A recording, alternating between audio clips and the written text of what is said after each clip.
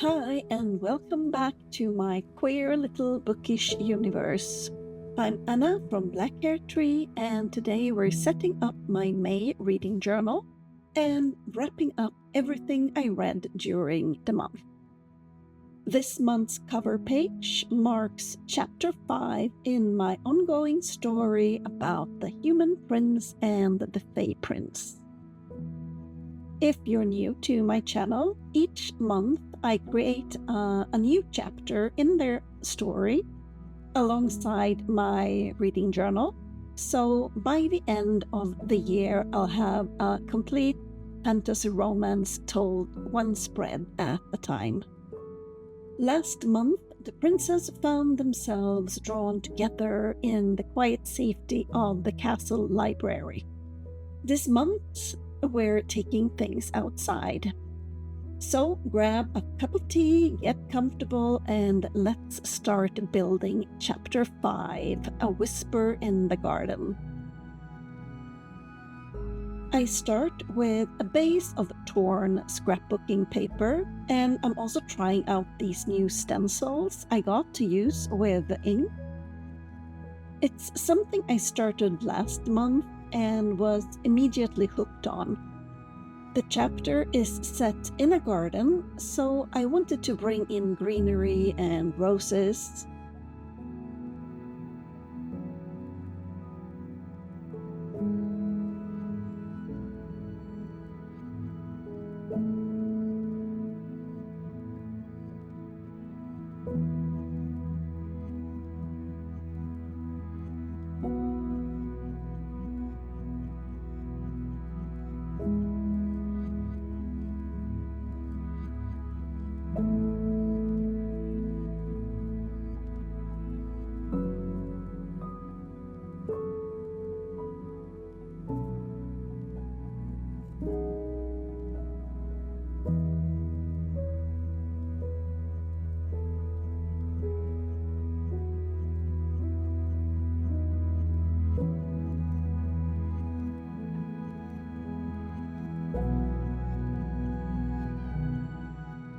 Now that the foundation is done, I'm going to add the images I've chosen. Last month, our princes found themselves alone together in the castle library, searching dusty shelves for answers about the strange feelings growing between them. This month, they meet again, but this time beneath the cover of darkness in a secluded garden. Hidden from the eyes of the court, surrounded by roses and moonlight, they finally come together. As I have said many times before, freehanding things is not my forte, so I use an app called DaVinci Eye to help me with my hand-drawn elements. In this case, it's the chapter title. Today, I borrowed my son's phone for filming so I can show you exactly how it's done. I type the title in a font I like in Word, take a screenshot, and transfer it to my phone. I balance my phone on a wine glass, open the app, and load my image. I like to lower the opacity a little so I can see the tip of my pencil more clearly. Then I simply trace the image onto the page, which helps me get both the placement and proportions right.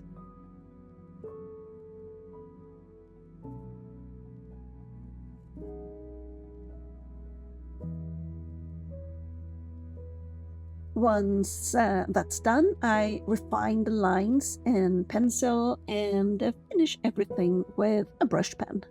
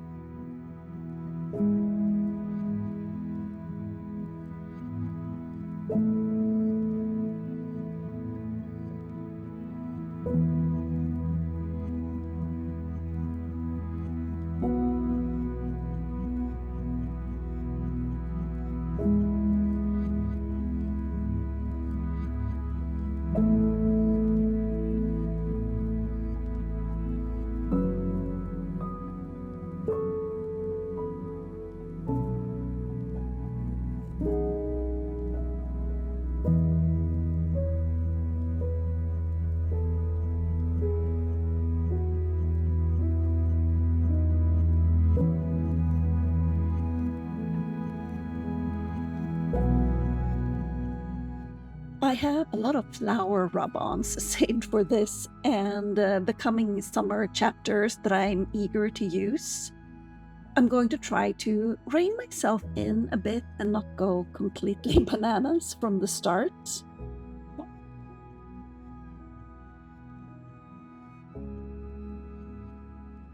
That's chapter 5 all done, and it's time to leave the princess to their adventures in the garden for now and head on to my first read. As before, I traced the title design onto the page using DaVinci Eye, and I start by drawing it in fine liner. The book is How to Fake It in Society by K.J. Charles. It's classic K.J. Charles historical romance told with humor and heart. It's marketed as Red, White, and Royal Blue meets Bridgerton. I can't really see the red, white, and royal blue aspect, but it's 100% Bridgerton. It almost felt like we were in a season of the show. Poor Titus Pilcrow is struggling to keep afloat, newly tossed out of his lodgings by his ex-lover, who was also his landlord, and trying to save his business selling art supplies. As he delivers a shipment of expensive paints to the home of a wealthy old spinster, he finds himself ushered in to marry her on her deathbed to fulfill her last wish of not letting her awful nephew inherit her fortune. And suddenly Titus is rich. He has a beautiful home, servants, and a place in society he never expected to have. The only problem is that he has absolutely no idea how to navigate any of it. Enter Comte Nicolas Marc de Valois Saint-Remy de la Motte. I didn't butcher that at all. It's totally supposed to be pronounced that way. He's a disgraced French noble who is famous because his mother stole some fancy necklace from Marie Antoinette. He knows all about fashion and how to maneuver society, and he's kind enough to take Titus under his wing. It took me about 5 seconds to decide Nico was going to need one heck of a redemption arc. He is such an unlikable, sneaky little shit who just wants to wrangle as much money out of Titus as he can to pay his huge debt. Maybe, and I'm just throwing this out there, the solution to crippling debt is to not go on shopping sprees.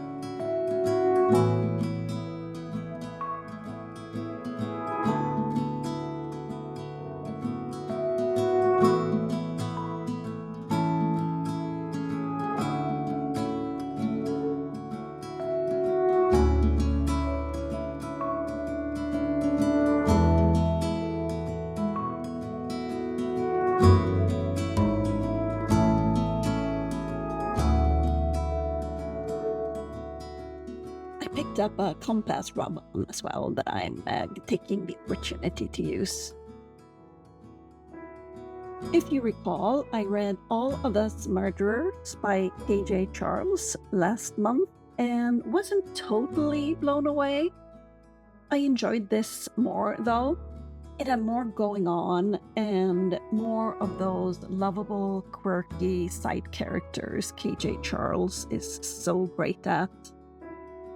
And Dominic Bridgerton was kind enough to give us a bisexual storyline the next season, so there were plenty of images of Regency men kissing out there to choose from when I planned the spread.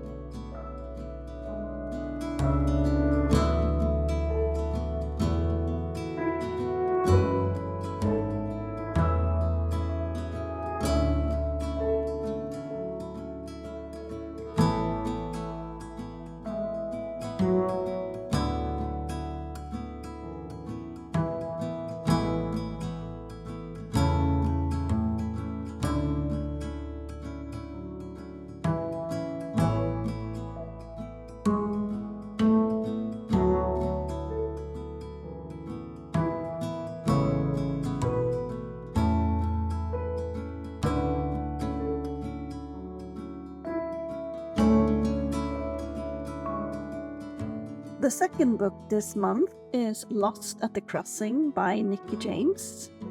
Part 1 in this series was my favorite read of the entire year when I first discovered it, so when Nicky James suddenly released a new audio edition of Book 2, I practically teleported to Audible. It's a different couple in each book, but I think it's best read in order. Each member of the Rail Rider friend group has their own story, and this one is about Tyler and Elian. Tyler is in love with Elian, but Elian's been missing for 2 years. Tyler's been trying to find the elusive Elian ever since, traveling all over Canada, putting up missing persons flyers all along the rails. Elian has selective mutism rooted in severe social anxiety, and Tyler is one of the few people he is comfortable using his voice with. But Tyler is part of this chosen family of rail riders where Elian feels out of place.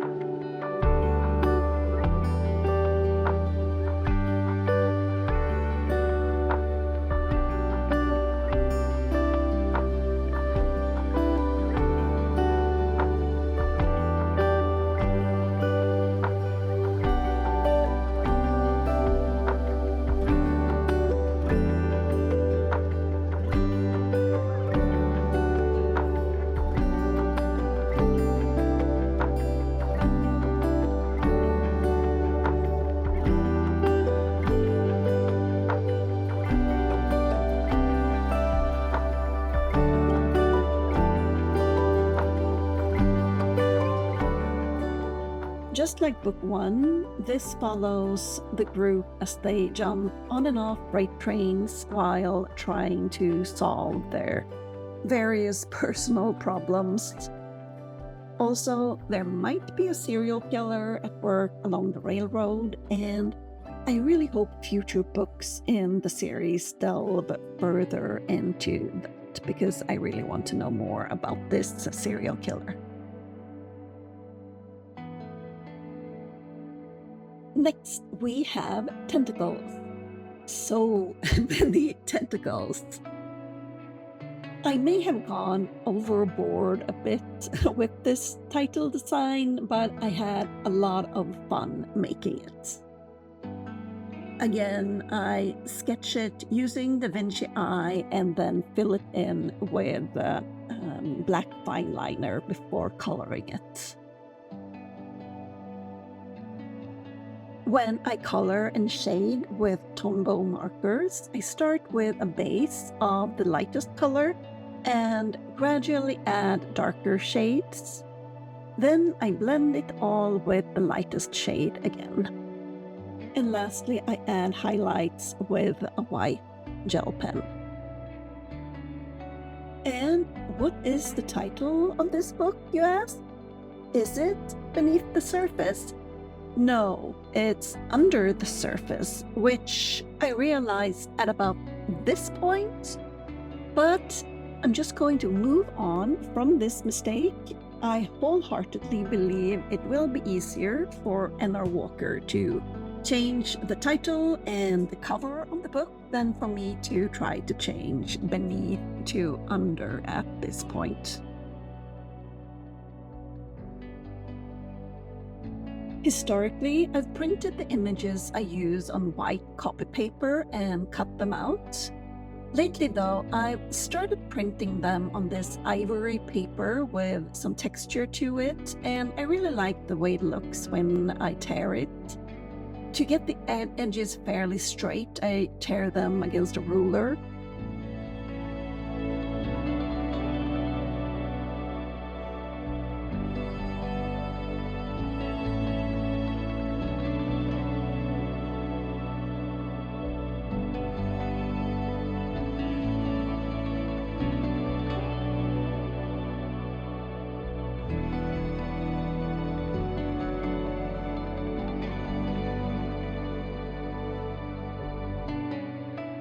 I don't think we've had enough tentacles. Let's add some more.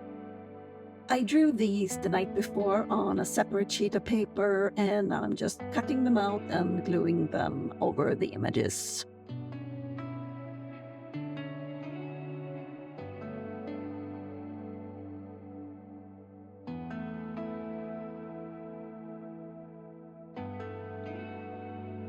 Anyway, this is the first in a new series by N.R. Walker. And if the tentacles were any hint, it's about octopus shifters. And you know, I think we all know what to expect here. romance with tentacles. It's set in Tasmania, which is cool.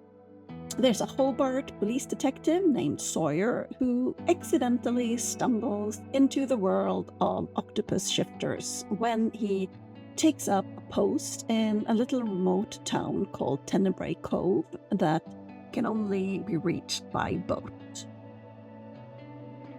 There he meets his fated mate Blake, and tentacle things ensue. I'm not really a fan of tentacle stuff or any alternative appendages stuff, so I may not be the best audience for this particular book. But, you know, hentai is a thing, so I'm sure this book has plenty of fans.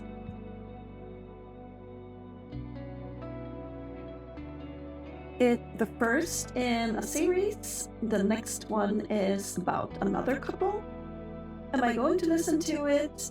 Maybe. I haven't decided.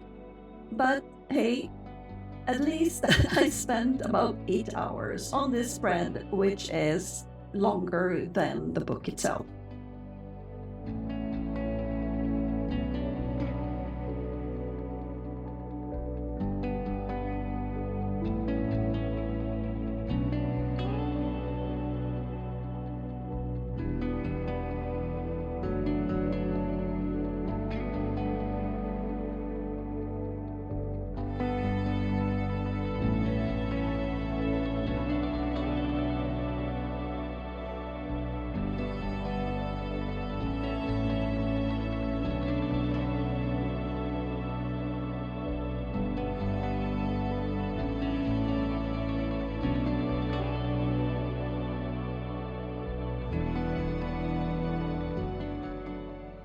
Moving on to a pleasant surprise, How to Date a Prince by new-to-me author Hayden Stone.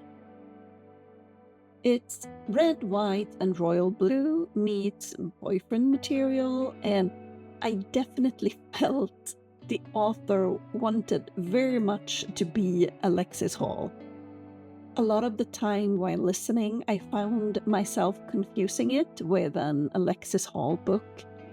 The cover even looks like boyfriend materials. And it didn't help that it was narrated by James Joseph, who also narrates boyfriend material. So it's not exactly on par with Alexis Hall, but I found myself enjoying it all the same.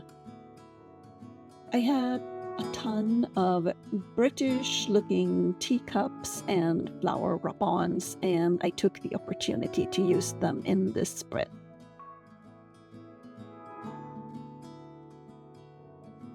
Well, you know the story. Prince August, heir to the British throne, is gay and burdened by the expectations piled onto him. His father, the king, is apparently a huge fan of reality television and signs his son up to a new television show called Renaissance Man. Does this make sense? Not particularly. Are we going to question it? No?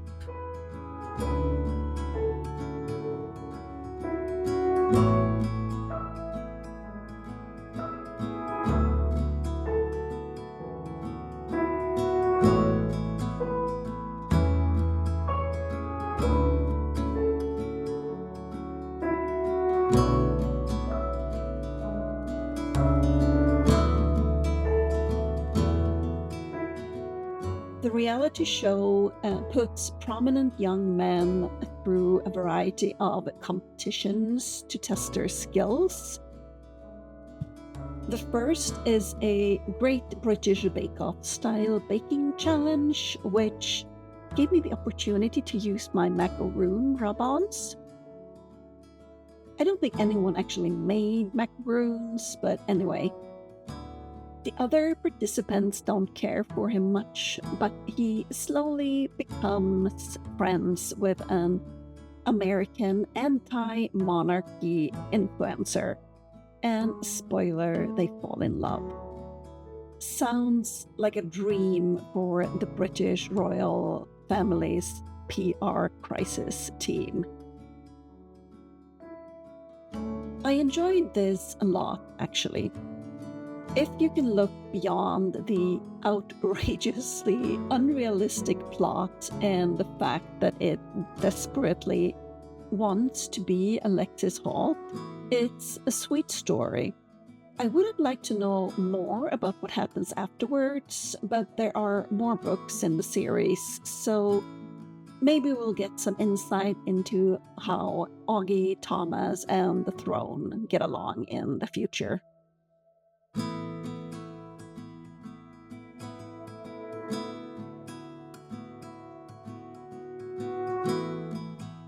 Having been pleasantly surprised by this author, I immediately hit play on another of their books. This one is narrated by Gary Furlong, one of my favorite narrators. An Unexpected Kind of Love is about a London bookshop owner, Aubrey. One day, an American Hollywood celebrity filming nearby walks into his shop and... Wait, didn't I watch a movie with this plot? I could swear I did. Anyway, Aubrey rents his shop to the film crew as a set for their rom-com, and it doesn't take long before sparks start to fly. Again, there are complications. Aubrey loves his little London bookshop, while Blake has a high-profile life back in America and isn't out.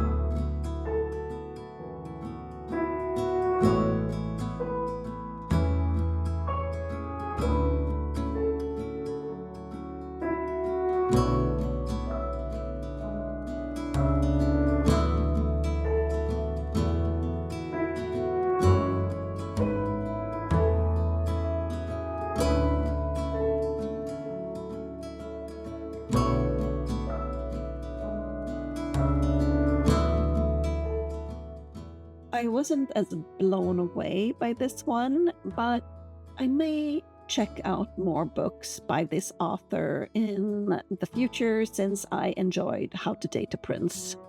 And with that, my May journal is complete.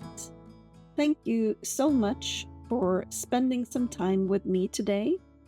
As always, I would love to hear what you've been reading lately, so let me know your favorite book of the month in the comments below.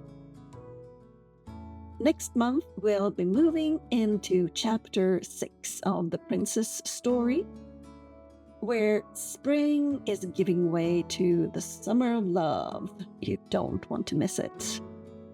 Until then, I hope you're having a wonderful day, finding plenty of great books to fall in love with, and making time for the creative things that bring you joy. I'll see you in the next one. Bye!